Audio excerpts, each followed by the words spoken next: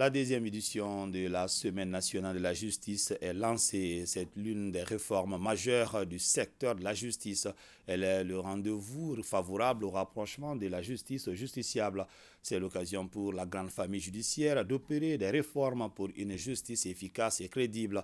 Le ministre de la Justice et des Droits de l'Homme, garde des Sceaux, Mamadou Kassongué, a présidé la cérémonie de lancement des travaux avec ses collègues en charge de la communication, de la culture et des réformes de l'État. C'était au Centre international de conférences de Bamako, Garibou Perrault et Adama Kamara. Rendre la justice proche et à l'écoute des citoyens est une des raisons de l'institutionnalisation de ces cadres annuels et réguliers. En sa qualité de président de la commission d'organisation de la Semaine nationale de la justice, Boubacar Sidiki Diarra rappelle le contexte et les enjeux de ce rendez-vous de la grande famille judiciaire. Monsieur le ministre, le succès unanimement reconnu de la première édition a permis de se convaincre que votre ingénieuse idée était pertinente, judicieuse et de nature à permettre de mieux faire connaître l'institution judiciaire et de rapprocher davantage la justice des justiciables, tout en permettant aux citoyens de participer à l'amélioration du service public de la justice par des critiques et des suggestions constructives.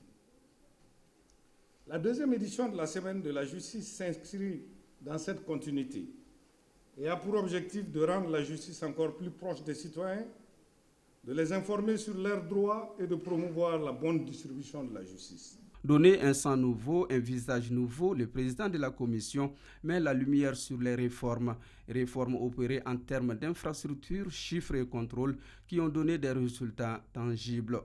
Votre remarquable leadership a permis à notre département d'engranger des résultats fort appréciables qui peuvent être qualifiés d'historiques car dérivant de réformes inédites au cours de l'année 2023. Ces résultats innovants qui constituent inexorablement des avancées gigantesques méritent d'être énumérés et mis en lumière, en relief, parce que pouvant s'exposer fièrement au jugement rigoureux et sévère de la postérité.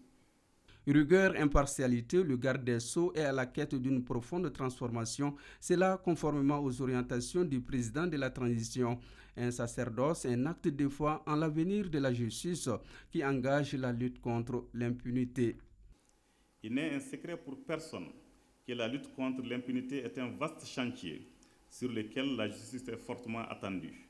L'objectif fondamental étant de faire en sorte qu'aucun crime ne reste impuni, quel que soit son auteur.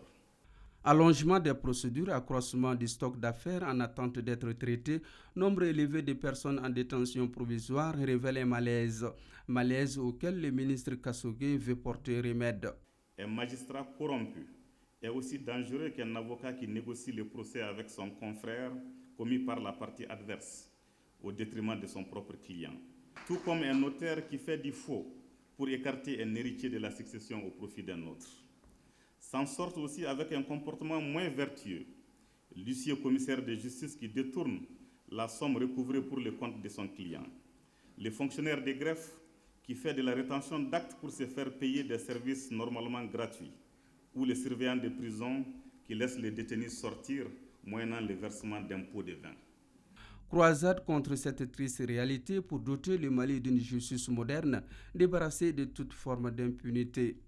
Mon département se propose de jouer essentiellement sur deux tableaux.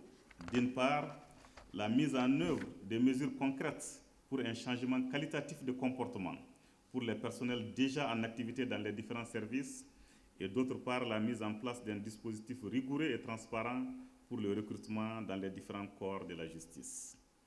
Il ne faut laisser guère le choix aux agents. Soit on change de comportement pour être en phase avec les règles de conduite prévues par les textes, soit on répond de ces actes conformément à la loi. À côté du tableau peu reluisant des comportements indélicats invoqués plus haut, il existe fort heureusement une autre justice, celle qui est portée par des hommes et des femmes attachés au respect scrupuleux, non seulement des règles d'éthique et de déontologie telles qu'elles résultent des différents statuts, mais aussi aux valeurs de moralité et d'intégrité conformes à notre société. Cette frange mérite tout notre soutien et notre respect pour ce qu'elle est et pour ce qu'elle fait. Selon le président de la commission d'organisation, la Semaine nationale de la justice sera ponctuée par une série d'activités. Elles sont destinées principalement aux citoyens, aux étudiants et aux professionnels de la justice pour accompagner la dynamique du changement afin que la balance de la justice ne s'incline pas.